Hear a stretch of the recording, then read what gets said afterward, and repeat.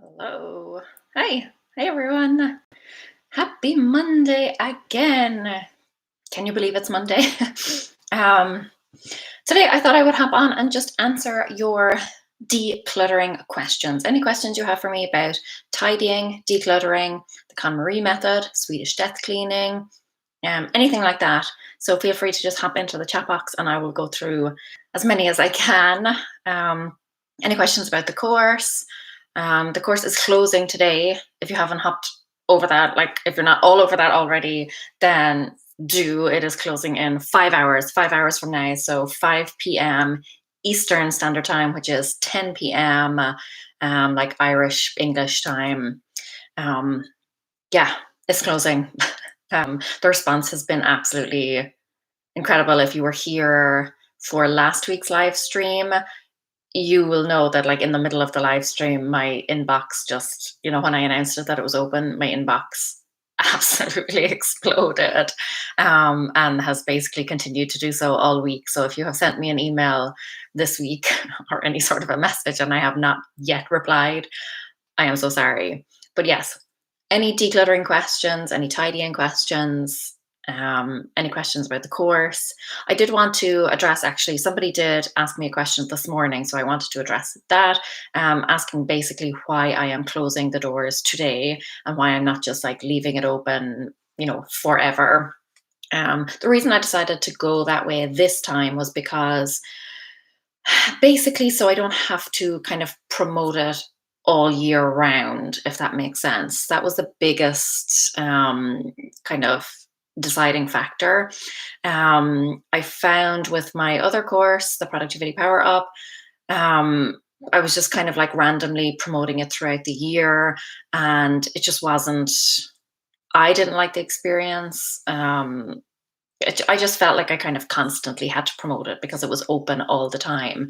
Um, so yeah, so I decided with this one I was just going to do like a limited launch run. Then I just like promote for this week, and then that's it. And then I'm not like in your faces and in your inboxes and stuff like constantly, basically throughout the year. So that is the main reason. There are other reasons. That is kind of the main one, but it just meant that I could kind of condense all of the like promotional stuff down because I don't like doing that. But the course is like, I love it. And I've talked about it so much this past week. And that's because, like, genuinely, sorry, let me get into your questions. Hi, everyone. Hello.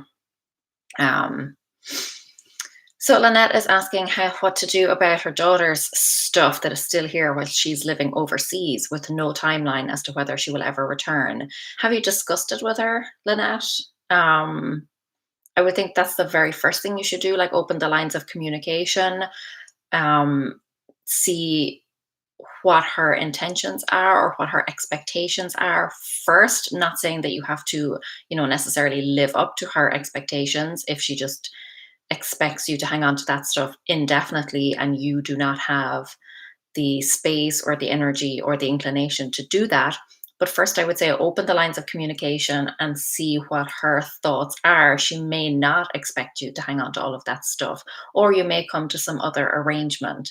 But I think first you need to speak to her and see what the situation is. I don't know if you've already spoken to her, but she may not expect you to keep all of that stuff. So you may be tying yourself up in knots over nothing.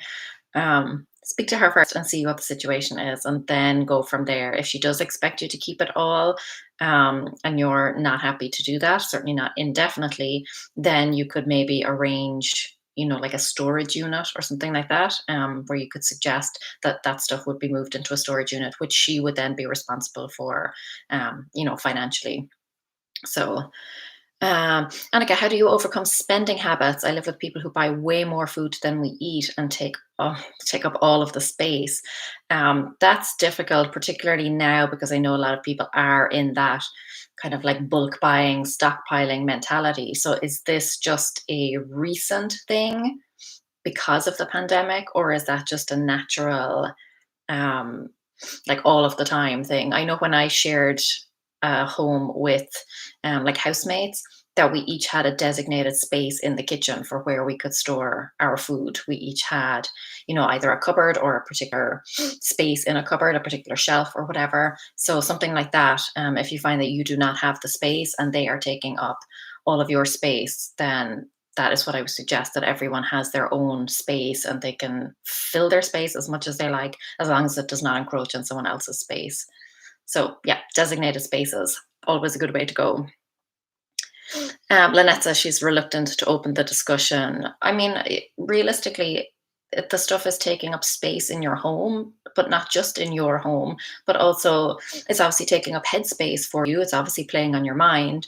So she may not expect you to keep that stuff. And even if she does, um, again, you can open that discussion of, that you will keep it, but you can't keep it in your home because your home is for your stuff. And I think if you explain the reasons why it's just not feasible for you to keep it indefinitely, I think like if you knew she was coming back in 6 months or whatever, that might be a different story. But if it's just like an indefinite here, store all my stuff, um, that that's something that's definitely worth having a conversation about. So yeah, I would just open the conversation, say that you're kind of struggling to find space in the home for your own stuff, and you're wondering if you can come to like some agreement on what can be done with her stuff, whether she's coming back to collect it at a certain date, or whether she would like you to move it into a storage unit. Um, you may be pleasantly surprised by the discussion. Um, Hubsty Falls then just says, off of Lynette's question, what do I do when I get to the point of going through my stuff left at my parents? It's a lot of childhood stuff. Do I let my mom also go through it or get it out? That's a tough one because some of that will be sentimental to her. So what, I'm trying to like phrase this correctly. Basically, you will kind of essentially both need to go through it. She will have stuff that she wants to keep because it's sentimental to her. So you first need to decide between you who owns the stuff, if that makes sense. I know a lot of it will be your childhood stuff, but I guess the reality of the situation is that she probably bought you a lot of that stuff. It probably means a lot to her. Um, so I would suggest probably asking her what you can have of it, asking her what she would like to keep for herself, um, and then going through your stuff. I know technically it's all your stuff, but um, like with kids stuff, it's kind of different. Like parents have an attachment to it as well, and generally they're the ones who bought it, or who have looked after it and stored it all these years. So there is some sense of ownership there too. So that's definitely another discussion that you would need to have um, with your parents, that you would just ask them what is the stuff that they would like to keep, and at what point can you start going through it. And then I would go through it like one box at a time, one small stack at a time, stuff like that, because it can be very overwhelming. Um, my parents, and they only did it a few years ago, basically just brought all of my stuff to my home in Dublin, and dropped it off. And I had asked them to. It wasn't like they just arrived at my door one day and were like, here, take all your crap back. They brought it all up and I went through it box by box. And I didn't like ask if there was anything they had kept or anything like that. I just asked them if they could give me all of my stuff so that I could go through it. So, but yeah, it will need to be, you have to be kind of aware of the fact that some of that stuff will be important to them too. Annika says, I take up all of the space. This is in relation to the food, and I'm a renter, so I don't really have the final say. So, do they own the home? Is that the case? I would still say that is it possible that you could have just one kind of space in a cupboard that would be just for your stuff, that you're kind of struggling to find space for your stuff, and that that it might be getting mixed in with their stuff, and you would just want um, to make sure that you're not accidentally mixing your stuff in with their stuff. Um, so yeah, just asking if you can have a space. Is there a little space or a shelf or a cupboard that you could use for your stuff. Sorry, she goes on to say they try to accommodate, but it's personal habit that they don't really seem to want to change. And if it's something that's over a lifetime, that's definitely tricky. There are a lot of things, like if there are, kind of non-perishable things, you may be able to store them elsewhere, as in not in the kitchen. Um, I assume you have your own room, like that is your personal private space in the home. So that may be an option. But I would still broach the subject if you just say, is it possible for me to have like a shelf or a cupboard that is just for my stuff, because I don't want to, kind of encroach on your stuff, and, maybe accidentally use something that belongs to you, just because everything keeps getting mixed up or something like that. Bonnie, are the modules designed to do them in order? I know that my problem started when I lost my son, so I need to start off that first, or I won't be able to start at all. So what I say in the course is that I have kind of laid them out in a very specific order, but I do say to tackle them in the order that feels most comfortable or that you feel will work best for you. What I have tried to do is to kind of alternate them between kind of more difficult categories and then slightly easier categories. But I do realize that some categories that I consider easy will not be for others. So definitely you do not need to go through them in order.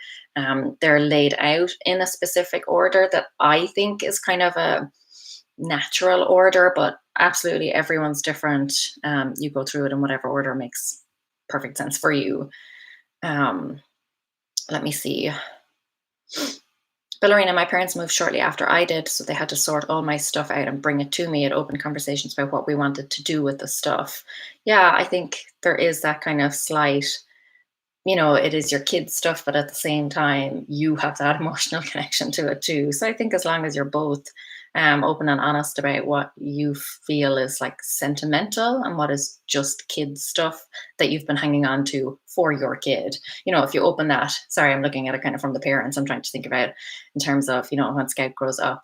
I know there are some things, and even right now, there are some things that Scout does not want right now, or that she has said that she has wanted to donate. But I have an emotional attachment to those things. So yeah, I can be different from both sides. Jacqueline says, my mom has been going through a bunch of stuff left at her house. I moved out over 10 years ago, and occasionally she sends me a picture and confirms if I want anything before it goes. Yeah, and that could be, I think that is a good way to do it, but it's a much longer way to do it. And that process can take quite a while. So it really depends on how much stuff is there. But that is another good option if there isn't too much. I have boxes of stuff in my parents' house. And it wasn't necessarily, generally with kids' stuff, it's not necessarily that we as the kids, it's not that we keep that stuff. Like I know I did not kind of purposely decide to keep all of my childhood books and games and stuffed animals and things like that. And I'm so grateful to my mother. I'm not saying that I didn't want to keep that stuff, but as a child, you don't really have the kind of foresight and the maturity to make those decisions. So I'm so glad my mother kept a lot of that stuff. But yeah, if you think about it, like if that had been left solely up to you, a lot of that stuff would not exist over the years. It's because of your parents that it's still around. So yeah, I think it's just nice to get them involved because there may be some things in there. Let me see. Seneca says she hasn't been able to watch live for a while. Great to see you. I didn't do any lives. I did one live last week, and then I didn't do my Wednesday and Friday lives on Instagram just because I was woof with the course. Stacey says the course is great. Don't miss out if you are thinking about it. Thank you. The amount of messages I have received basically saying the exact same thing. Just completely overwhelming. I'm so I knew the course was good because I put so much work into it. I knew it was good, but then I think you get to a stage where you're like, is it good? Like I've been staring at this for so long now that I don't know anything anymore. Or it's like sleep deprived, tired, I'm hungry. I've been staring at this course for X amount of time now. Yeah. So it was so lovely to get all of that feedback and to hear from so many people to say that it is great. Because you do start to doubt yourself. Um, let me see. Momonymity. That's a great name. Will there be other opportunities to take the course at another time, like after kids go back to school? So I don't, nothing is set in stone. So do not take this as a given. I am considering reopening around back to school time. So around August, September, possibly. I will definitely reopen at some point. I'm just not sure exactly when. That is like a tentative time, maybe. So it will reopen at some time. I'm thinking August, September-ish. I hope that helps. I haven't I'm just trying to get through this launch first before I officially make plans for what's happening afterwards. But that's what I'm thinking. Pradeepa, how do you deal with sentimental items that overlap with other categories? For example, I have a lot of sentimental t-shirts. Leave them until the sentimental category. Get them out of your closet. This is a big mistake that I made, having sentimental stuff like that and keeping it because, I wanted to keep it. It was sentimental to me, but keeping it in my closet. That's a big mistake because your closet should really only be for clothes that you're actually wearing. So get it out, set it aside, go through it when you're going through sentimental items, when you're in that kind of sentimental, nostalgic frame of mind. But definitely, like 100%, if you have the space to store them elsewhere, like outside your closet, do that. But get them out of, don't have them just mixed in with your regular clothes. If you're not wearing them. I mean, if you are wearing them, then great, keep them in there. But and I say that all throughout the course as well. If you've got something that is sentimental in a particular category, take it out, set it aside, do it at the end. And Diane says, hi, Laura, thanks for the course. You're very welcome. So I was so overwhelmed by the response. It's like genuinely I had like a stretch goal in mind for what I wanted. And I mean like stretch. Like this was like, if I go hardcore at this and, it's received really well and whatever, I might be able to hit this target. I have more than doubled that. Yeah. It's just been crazy. This past week has been crazy. Vicky, for a walk-in closet, how do we follow the KonMari method? Going from heavy, long to short, it has 4 long rods, left, right, and 1 on the deep side. So it really depends on how much stuff you have. Technically, if you're going strictly by the KonMari method, you would need to pull out everything, go through it all, and then put it back. And then, yes, the long stuff should be on the left, and then the shorter stuff on the right, because you're supposed to rise to the right to get the little ching. That is technically, if you were strictly sticking to the KonMari method, yes, that is the way you should do it. I don't do it that way. Are you talking about just like how you display the stuff? Because you don't really mention like the decluttering process. But if you have a lot of stuff, breaking it down into subcategories, like just doing your tops first, then your bottoms, then, like dresses, then outerwear, underwear, things like that, and breaking it way down. But yeah, technically, according to the KonMari category, you should be going like rising to the right. I don't know. Are you, which way you're looking at this in like mirror image?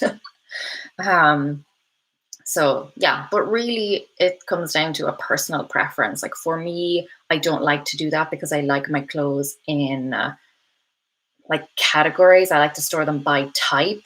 So, all of the like t-shirts together, all of the skirts together. So, and I would have like longer t-shirts, shorter t-shirts. I just throw them all in. If I were to only go by length, then all of my clothes would be mixed up. So I don't do that. But yeah, strictly according to KonMari, it should rise to the right. Let me see. Bonnie says she's so glad she didn't miss 3 live streams last week. She was bummed. Yeah, no, I just couldn't. Helps She Falls, just about the parent and child stuff. That's a beautiful point. I worry about keeping things for grandkids conversation. Not on my plans, but don't know if my mom would believe me. Yeah, I generally don't tend to think about future stuff like that, things that may possibly come to pass. I try to focus on just like what is what I want for my life right now, because anything else like may or may not happen. But I know that the things that I want right now, like that is the here and now, that's actually happening because it's the present moment. Those are my actual wants and needs right now. I try not to um, kind of like predict what will happen in the future. Um, my biggest challenge right now is staying motivated when Goodwill and other donation places are closed. Even our libraries are closed. It's frustrating. It's definitely frustrating. I did a video on this, a live stream a few weeks ago. If you want to look that up, it is how to declutter when donation centers are closed. I think that's the name of it. But a lot of people right now, something I discussed in that video, a lot of people are basically leaving stuff out on the curb, or they're using, Facebook Marketplace, they're using Craigslist, they're using eBay, things like that, to get rid of their stuff, or just leaving it out on the curb with a sign that says, free. So there are definitely ways to get rid of your stuff without needing to go to a donation center. Other than that, if you definitely do want to donate it, and like you definitely have a place in mind that you want to bring it and that is currently closed, I would just separate all of that stuff, put it out of the way, put it in your car, put it in a closet that is out of the way, and just kind of stack it as neatly as you can. So have it in boxes, don't just like pile it in a closet, which is something that I'm guilty of right now. I have a bit of a pile. It's technically in a box, but then the pile started to get bigger, so I need to go through that now. So try and kind of store it as neatly as you can right now and as out of the way as you can. But your car is a good one, because as soon as everywhere reopens, you can just hop in your car and go. Hobbs Default's having the exact same issue with t-shirts.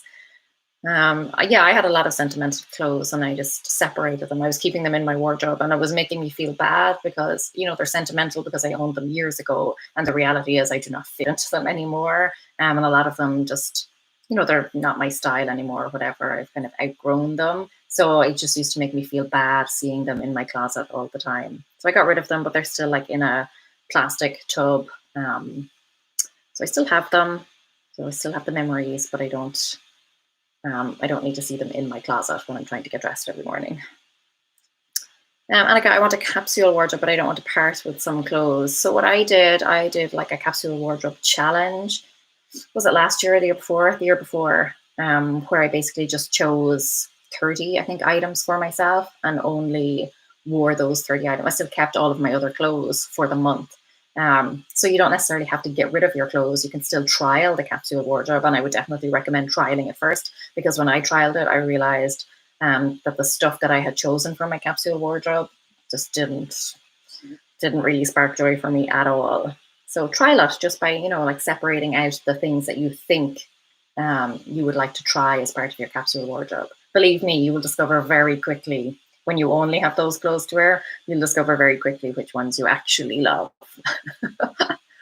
Ballerina, I do the KonMari folding, but don't do the color gradient thing. I consider it a win if I get in the drawer at all. So color coding is a step too far. I generally don't color code either. In the KonMari method, you are supposed to, like, in the if you open a drawer, the first things you see should be lighter colors, and then it's like a gradient to dark. So that's the way she does it. And I talk about that in the course as well. I mention it briefly where, like for my socks, I put all the darker ones in the front because I do wear darker socks most often. So I want those to be easily accessible to me. If I put those in the back, it would just be a little bit more awkward. So yeah. You don't necessarily have to strictly stick to things. Let me see. Jenny says, I have trouble storing purses. Jenny, are you the one who emailed me this morning? I think you are. I replied to your email anyway. I have trouble storing purses. We don't have enough closet space, or I'd hang them up. I have a variety of sizes for different occasions. This was a big issue for me in our last home. What I did, it helped, was to put all of my bags inside other bags. And I basically nested them as much as I could. So instead of having like 20 bags, I was able to narrow it down to like 5 or 6. And that definitely helped. So if you can nest a lot of your bags, I think for a lot of us, even though we have X amount of bags, the reality is, and it's the same with our clothes, we still have the ones that we reach for the most often. So you probably have 1 to maybe 3 bags that are kind of your go-to. So I wouldn't stuff other bags in those ones if you're kind of regularly reaching for them, because that would just be annoying having to take out other bags. But you probably have bags that you only use occasionally, or maybe they're like, nicer bags or whatever. Yeah, try and nest as many as you can inside. So do a little like Russian nesting doll job on it. That saved a lot of space for me. Let me see. Oh yeah, and somebody else in the chat recommended that as well. Sorry, I've just gone through all that and somebody else had already recommended it. Sorry, I didn't see the other comment. Let me see. I'm sorry, I'm trying to get the chat keeps jumping and it's so incredibly frustrating. I wish it would just like stay. People, I'm wondering where Laura reads the questions from. I don't see them in the live chat. So I'm live on YouTube and Instagram. So I'm taking a mix from both. Sherry, how many blankets, sheet sets should each bed have? So that's another thing that I address in the course. Personally, 1. We have 1 and that's it. We don't have many guests. We wash our bedclothes at the weekend. We dry them. We put them straight back on the bed. That is the way that we do it. But I would say if you're not comfortable with that, or that's just not practical for you, I genuinely would only recommend like 1 spare set, so that while you're washing one, you can have another one on the bed.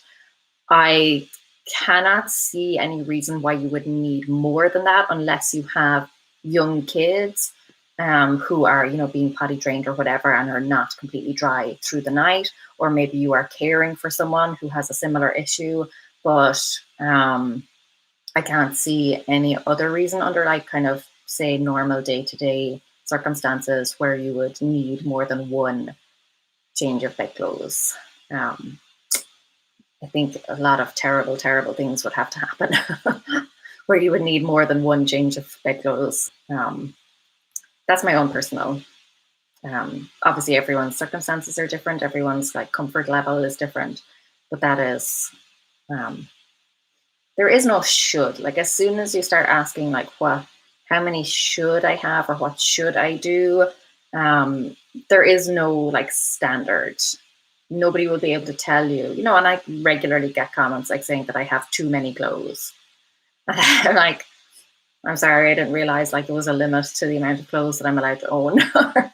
Like there is no should. There is no maximum. There is no minimum. Whatever feels comfortable to you, as long as you are realistic with yourself about how many you're actually using.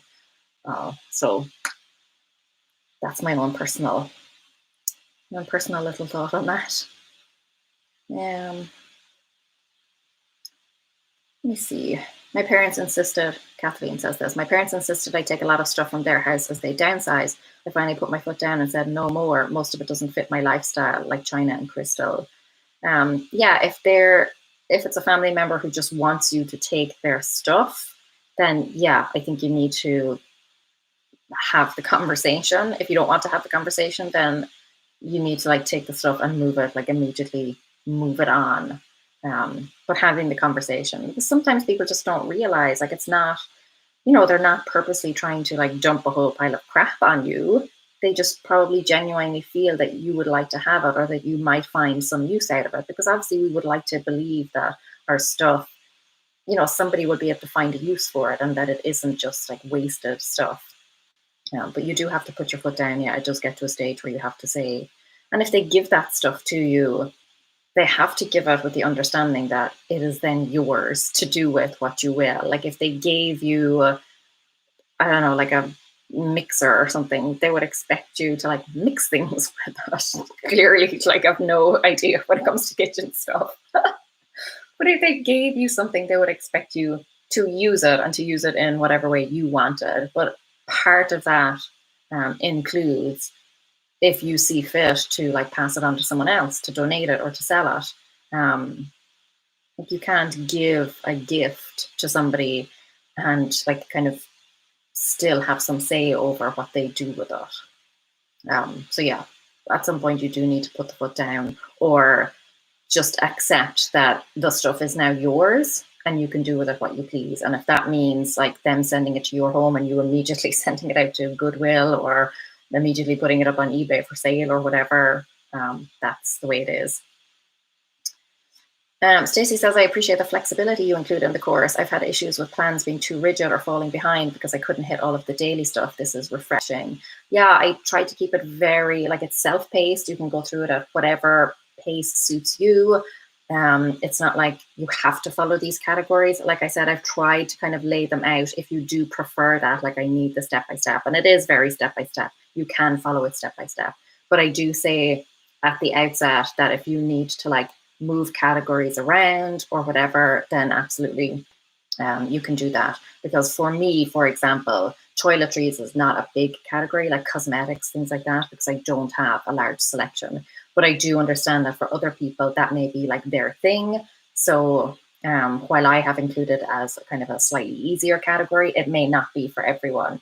So rejig things to whatever way works best for you, and then just work through at your own pace. I always start each category with a quick win. So it's something that you can do in just a few minutes that will get you some fast results, build up a bit of momentum, build up your confidence.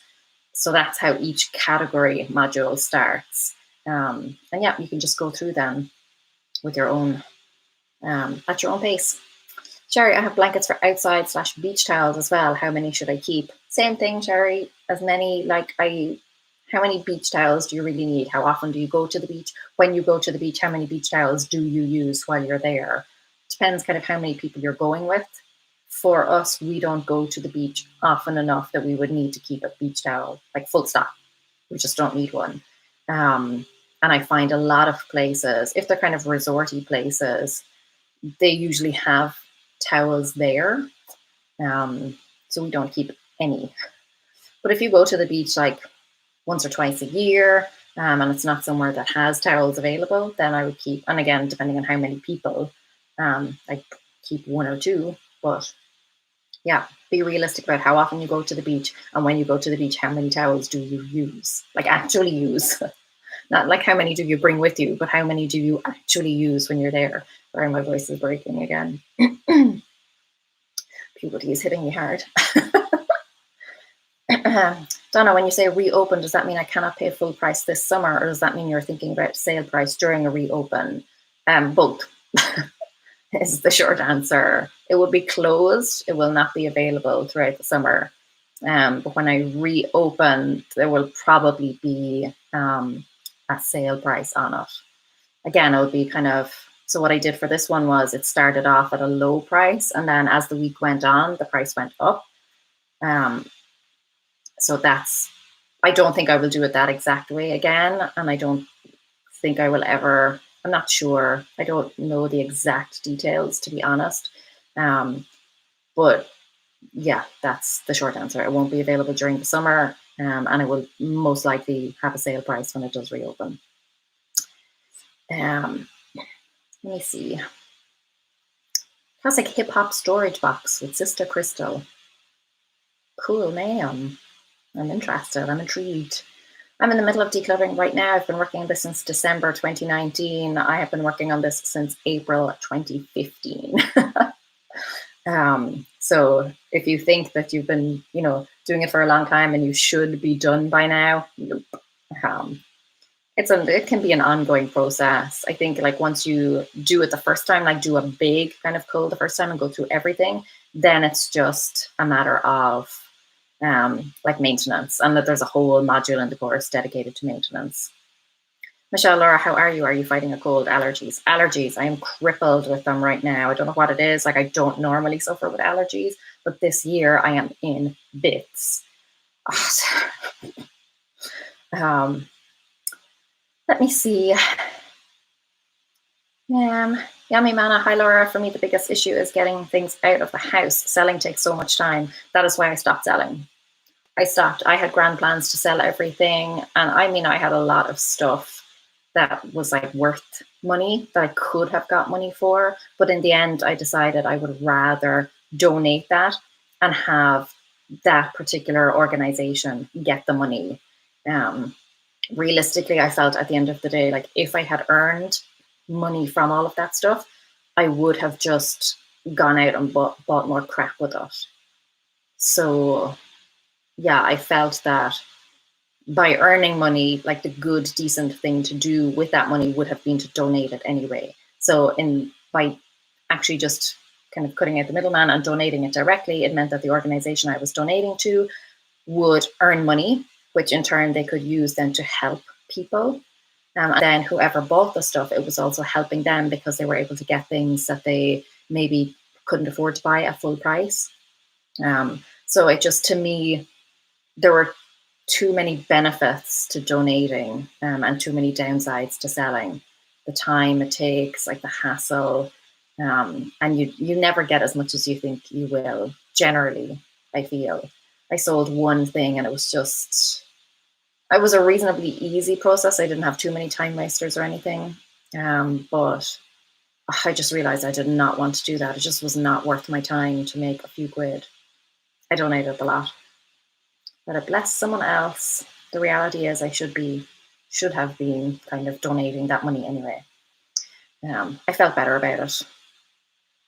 That's the honest truth. I felt better about donating all of it because it then in turn like blessed so many other people, than it was going to bless me.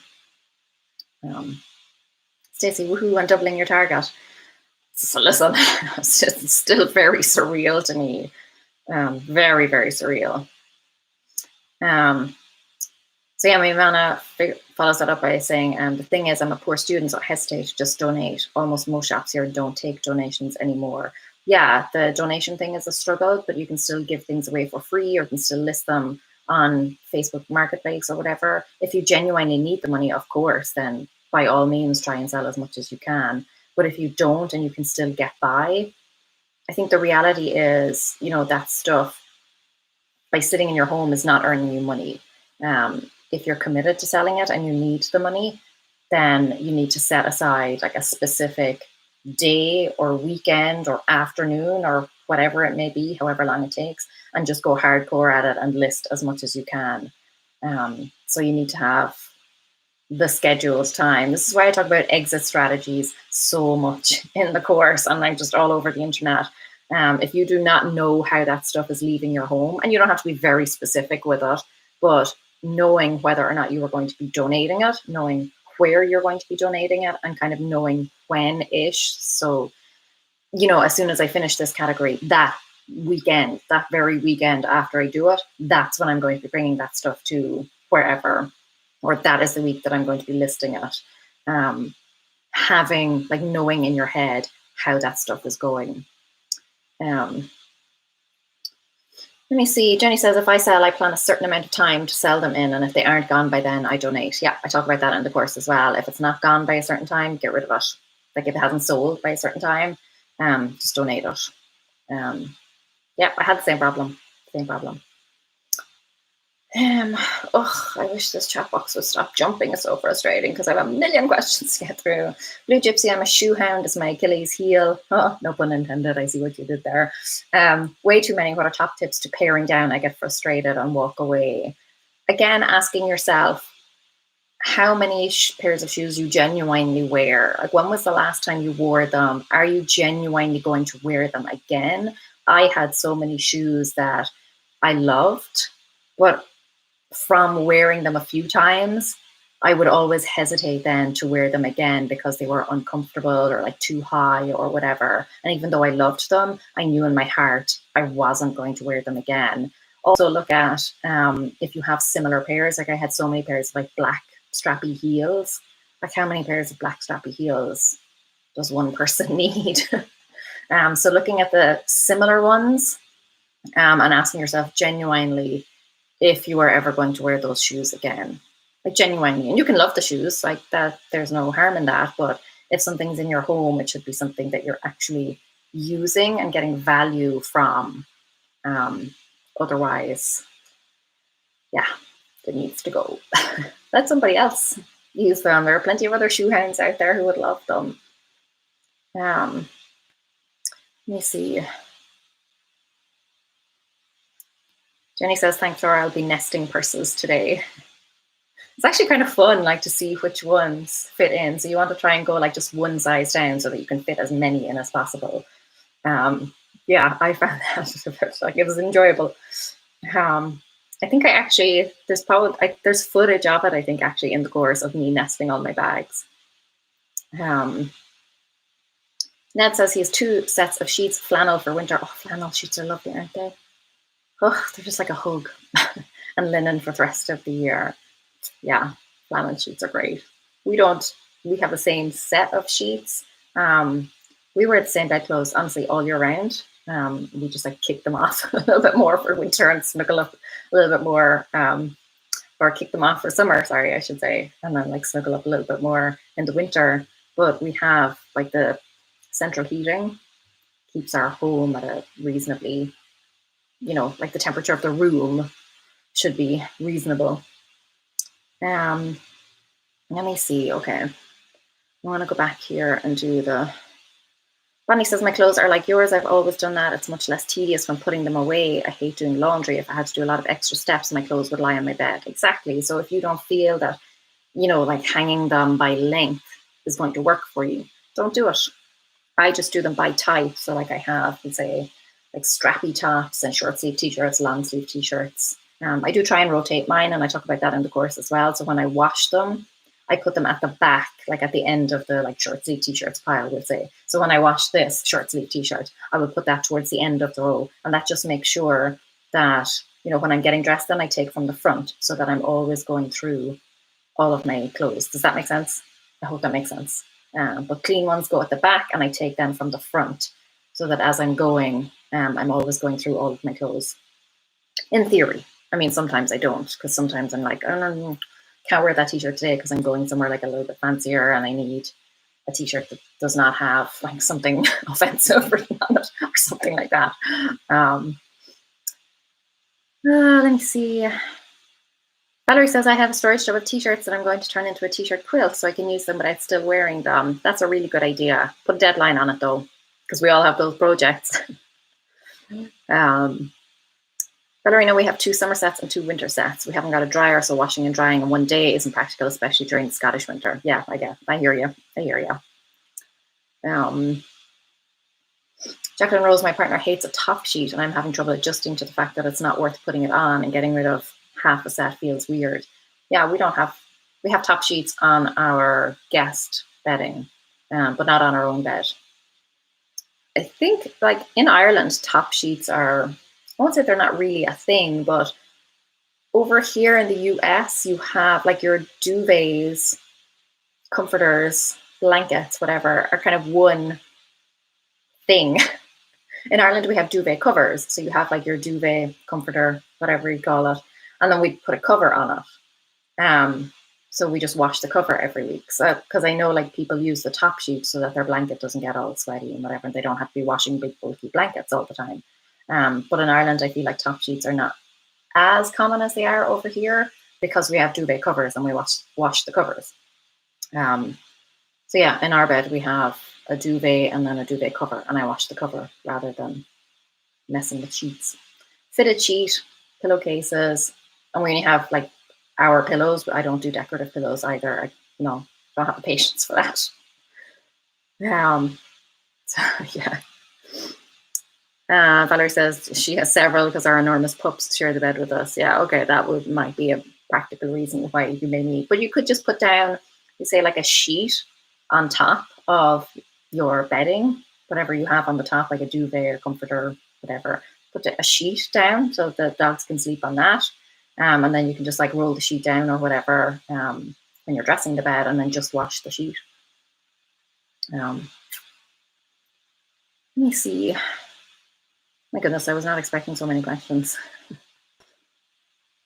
Hubblesty Falls in relation to allergies, saying my sinuses are killing me the past 2 days. I tried to sit outside yesterday and couldn't breathe, slept most of the day. Yeah, I've been having trouble breathing with it as well. Like itchy eyes. Ugh, just horrendous.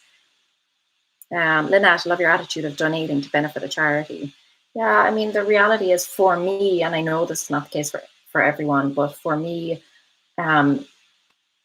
I don't need it. Like there are people who need it more than I do, basically. And I don't say that to sound like I'm so great and I'm so wonderful, and like I'm not. That's not. But I know there are people out there who need it. more than I do, and I would rather they just get the benefit rather than me getting a few quid that realistically I don't need, where somebody else will need a bargain, um, or like valuable resources. Um, I used to donate to St. Vincent de Paul. They help families in the local area. I also used to donate to Bernardo's, which is like a children's charity in Ireland. And to me, it was worth more to me than just getting the money itself. I realize again that's not a situation everyone is in. Some people do need the money for themselves, but for me personally, um, that was my own personal feeling on it. That was my own personal situation. Let me see. Ballerina, decluttering is the weirdest thing. No matter how much you get rid of, you still end up with loads to get rid of next time. I have no idea where it all comes from or why my house isn't empty. I think I found that as well with the KonMari method. I had I've always kind of decluttered, and I used to do regular clear outs, particularly around like Christmas, New Year. So, and I had done a pretty big clear out before I started the KonMari method. So I started it, as I said, in April 2015. But I had just done that New Year's, I had done a big clear out. So when I started it, I thought, there's no way I'm going to get rid of that much stuff. I was wrong. Got rid of so much. And look, there's still some things that I can get rid of. So for me, I still try to maintain, and I do little maintenance decluttering sprees every now and again. And life changes as well. We pick up things. But I did find after doing the KonMari method, because it was so hardcore, I got rid of so much. And I don't spend as much these days as I used to. I'm not saying I still, I don't still spend a lot occasionally, although pretty much nothing during this pandemic except on food. But yeah, I used to go on shopping sprees on the weekend, just kind of for something to do. And I enjoyed it. And I was really into fashion and stuff at the time. So that is what made sense for me at that time in my life. These days, I'm still really interested in fashion, and I still do have a lot of clothes, and I know that. But I don't go on weekly shopping sprees anymore. Bonnie, recycling and donating is becoming overwhelming, especially when everything is closed. Recycling is suffering. I'm feeling bad because of it. Yeah, I think there are other ways though to bless somebody else with your stuff. And obviously, it would be great if you could donate them to an organization that is close to your heart. But if you can't, you can still bless people in your local community with that stuff. Or you can just save it up, like I said, put it somewhere out of the way. And then when stuff does reopen, I think we all have to be very conscious of the fact that when places do reopen, there's going to be a flood of things, and they're probably going to be accepting limited donations for quite a while. So, but putting it out of the way for a start, but there are plenty of ways to bless people in your local community with stuff. Putting it up on Craigslist, like I said, or Facebook Marketplace or something, or Nextdoor if anyone uses Nextdoor. I think in there they have a kind of people can post up saying what they're looking for. So, a family may say that they're looking for a dining table or something like that. And if you happen to have one, great. So that can be a way of I don't want to say cutting out the middleman, because obviously charitable organizations do play a huge part. The stuff that they do with that money benefits the community. But the reality is, if you have a lot of stuff sitting around your home and you kind of need to get rid of it, you can still give it to someone in need. So yeah. Let me see.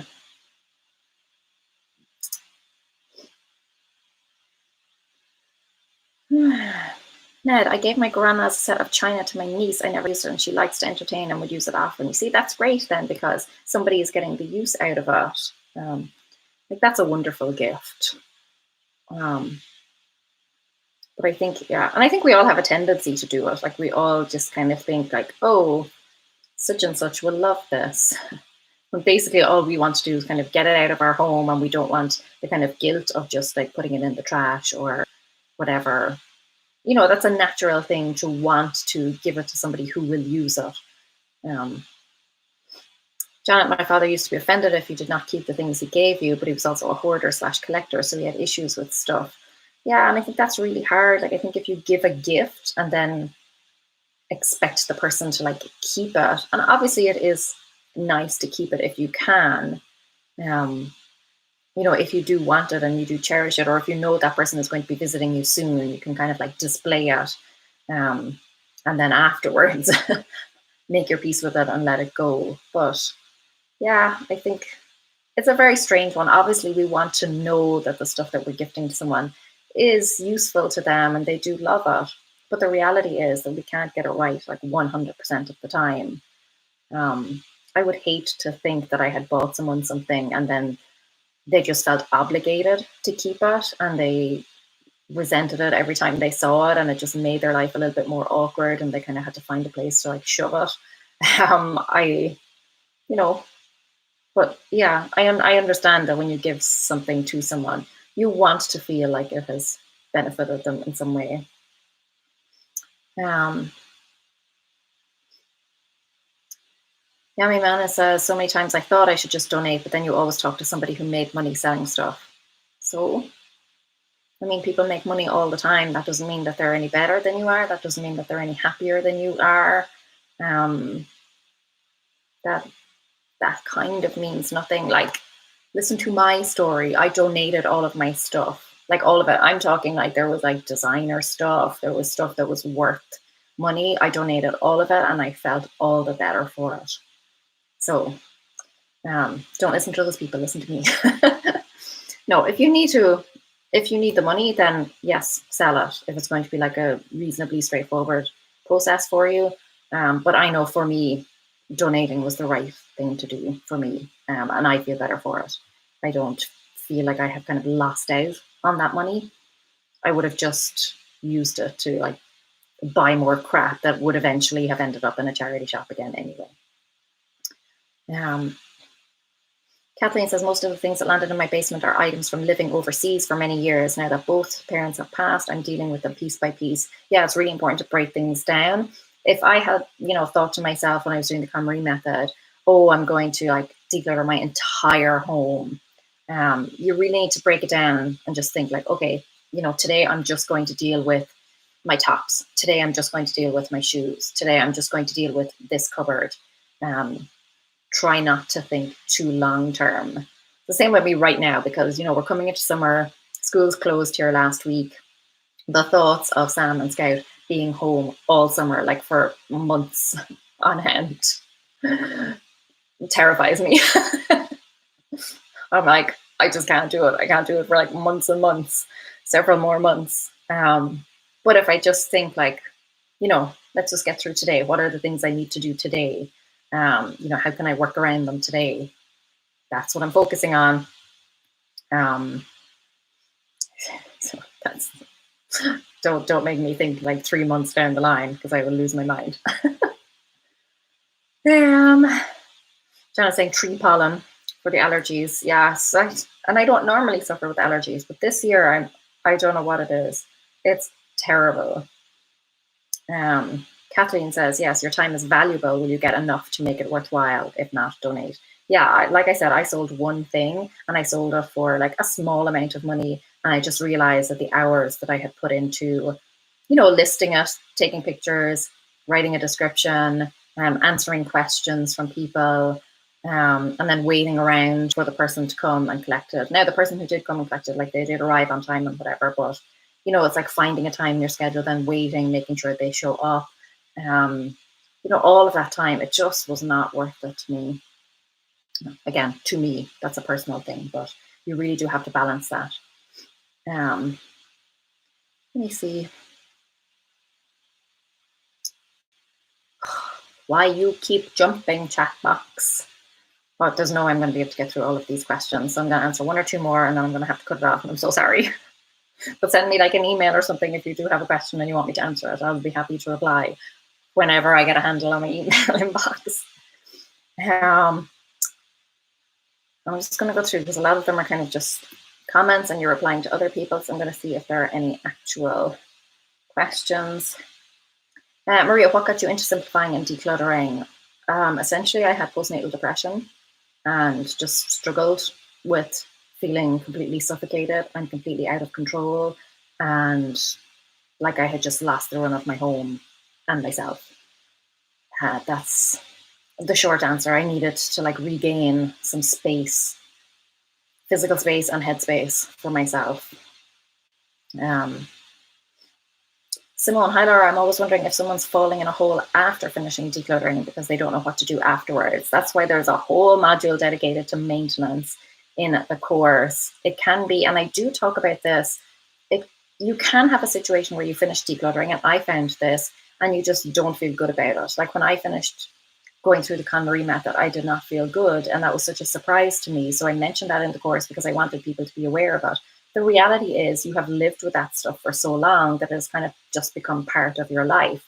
And afterwards, you may not have that like joyous feeling. You just kind of may feel like, oh, because your life is totally different. And it can be a strange one to wrap your head around. And that's totally normal. So anyone who feels like that, if you go through a category and you don't feel that elation, that's perfectly normal. You know, you've changed something. It's just going to take a little bit of time to get used to it. So don't feel that, you know, if you don't feel great and you don't feel wonderful and, you know, the birds aren't singing and everything immediately afterwards, that doesn't mean that you've done something wrong or anything like that. It's just a natural reaction to you have changed something in your life. And there is that kind of adjustment period, I guess, or that facing your new reality. You know, when we get rid of a lot of stuff, very often, sometimes we use that stuff as a comfort blanket. Realistically, you keep all of your stuff around and you tell yourself you need it, and oh, you're definitely going to finish that project. And then by getting rid of it, you kind of have to accept that no, you're not, and you're not that person anymore. And that can just be a little bit. It can be a lot to deal with it, but it doesn't mean that you haven't done it right. So be mindful of that as well. But there is a whole module in the course dedicated to maintenance. You know, how you should approach shopping, decorating your home, various different things like that, and things you can do to kind of maintain the tidiness with minimal extra effort. So just kind of like how to keep it clean and stop yourself from backsliding. So that's it. I'm going to hop off because I will be here for hours and hours if I don't now. But thank you so much. I'm so sorry if I didn't get to your comment or question. I've been on for an hour. I just first of all, Instagram's going to kick me off because it only lets you live stream for an hour. But I have other work to do and food to eat and all that good stuff. So thank you so much for being here. I'm really sorry if I couldn't answer your question. If you do want to email it to me, it's hello@howtogist.com. And I will answer there, or just DM it to me on Instagram or something. And I will try and get back to you as soon as I can. If you haven't bought the course, go buy it. It is closing in 4 hours. 4 hours, people. We're down to single digits here. 4 hours. And then, like I said, it is gone for several months at least. So, yeah. I still haven't quite like recovered from it, but have a great day, everyone. I'll be back on Instagram with another live stream on Wednesday. So if you're on Instagram, that's where I'll be at noon, same time on Wednesday. So hopefully see you all then. Bye. Bye.